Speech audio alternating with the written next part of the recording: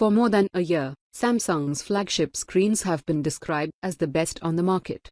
And when it seems that they have reached their limits, the company will release a new model with an even more advanced display. That's thanks to the incredible OLED panels found on Samsung's flagships, and they seem to keep getting better and better. The Galaxy S8 blew us away earlier this year, but now the Galaxy Note8 is taking the crown. A new test performed by DisplayMate has revealed a few details about the Galaxy Note8's display that you might not have known at a glance.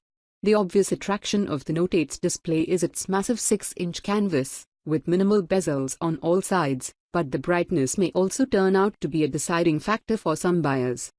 With the Note8's display, Samsung is upping the brightness levels by 22%.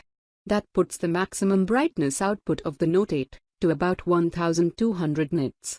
By comparison, even the Galaxy S8 Max is at just over 1000 nits, while Apple's iPhone 7 hits a mere 625 nits.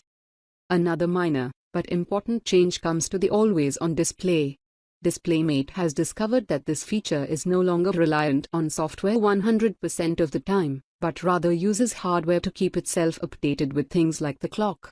This should prove to give the phone better battery life. The Note8's display is the best we've seen on a smartphone to date, and it shows where the industry should be going. While some clamor for higher resolution, Samsung has shown that 1440 pixels with the right enhancements is just the best.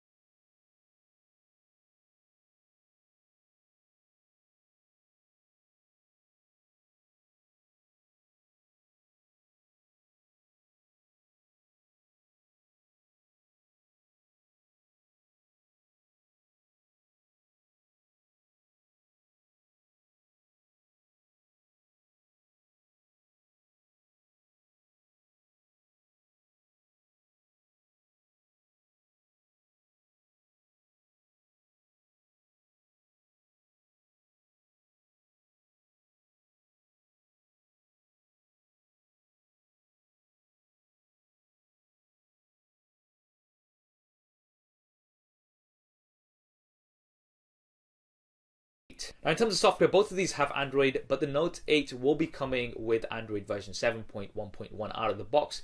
Currently my S8 Plus is still on Android version 7.0. I'm hoping the update will be coming soon. Both of these do have Samsung's Experience skin on top. Now looking at the additional features, both devices do have a fingerprint scanner, but this is at the back near the cameras. Now for the S8 Plus, it's actually right next to the camera, so you do have the risk of smudging the lens a little bit. On the Note 8, however, you do have the heart rate sensor and LED flash in between the cameras and the fingerprint scanner, so you'll be less likely to smudge those lenses. Now a good way to avoid touching the lens on the devices is by using a skin from our channel sponsor Dbrand.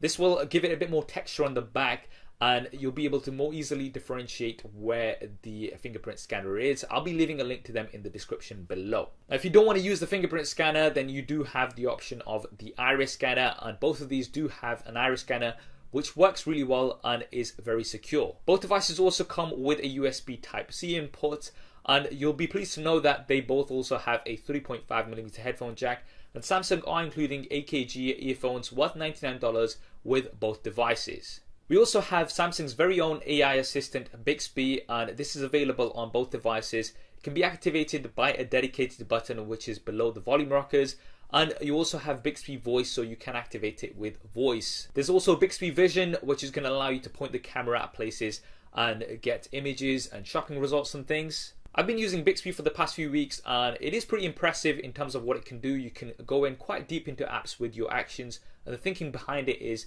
that you should be able to do anything with your voice that you could do with touch. Now, one feature which differentiates the Note 8 from many of the devices is the S Pen.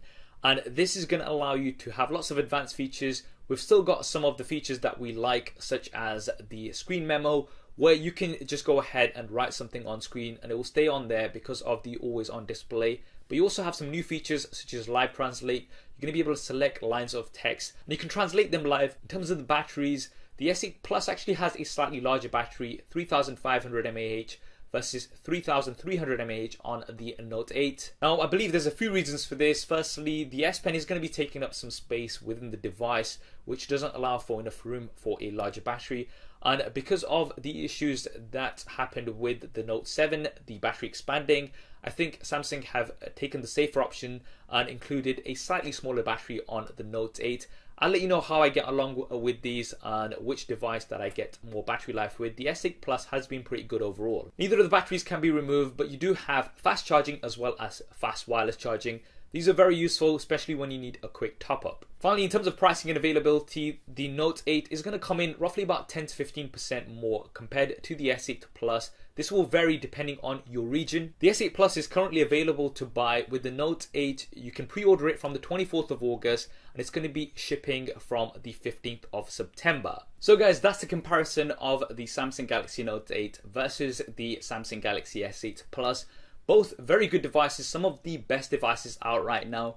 I guess it's going to come down to whether or not you want the additional features that the Note 8 offers, such as the additional RAM, the S Pen, as well as the dual camera setup, and you will be paying a little bit more for those features. What do you think of the Samsung Galaxy Note 8 and the S8 Plus? Which one would you choose? Definitely drop me a comment in the comment section below. I hope you enjoyed this video and found it useful. If you did, then please do hit that thumbs up button for me. It really does help me out.